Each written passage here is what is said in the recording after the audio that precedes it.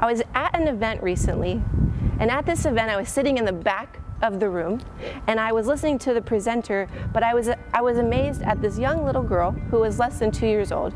She was wandering about the room, and at one moment she came and she stood beside me, and she looked up with her big blue eyes, and I looked down at her, and she was so beautiful, and I just waved at her. And then she continued to walk, but then she walked right back again. She took her hand, she didn't stop looking at me, and she pointed to her dad, who was about 5 feet behind her.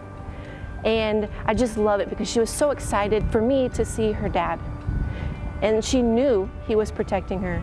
You see, this week's readings are all about the Father's love for us and our own journey. That we're on this journey, we're walking the path, and yet at times in our life we find that we have fallen. The gospel this week is of the prodigal son, who turns his back toward the Father, who spends his inheritance on a life of dissipation and finds himself in a very low moment. And he comes to his senses and he says, I will return to my Father, and I will tell him that I have sinned against heaven and against him.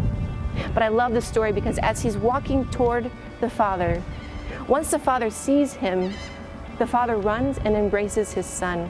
Before the Son can even get a word out, the Father is renewing his Son in his proper dignity. You see, that's our story. That's our Father. Our Father who loves us so much, he restores us to our dignity.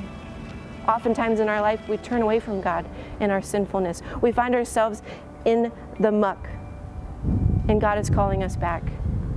But we must remember that it's his love that transforms us.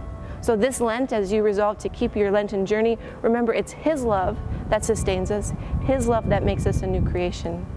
The prodigal son was renewed not because he was able to tell his dad everything that he did wrong, although that's important. He was renewed because he was renewed in the love that the Father had for him.